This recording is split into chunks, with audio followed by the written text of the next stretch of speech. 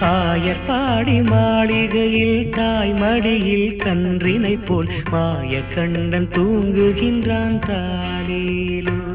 அவன் வாய் நிறைய மண்ணை உண்டு மண்டலத்தை காட்டிய பின் ஓய்வெடுத்து தூங்குகின்றான் ஆராரோ. ஓய்வெடுத்து தூங்குகின்றான் ஆராரோ. ஆயர்பாடி மாளிகையில் தாய்மடியில் கன்றினை போல் மாய கண்ணன் தூங்குகின்றான் தாலேலோ.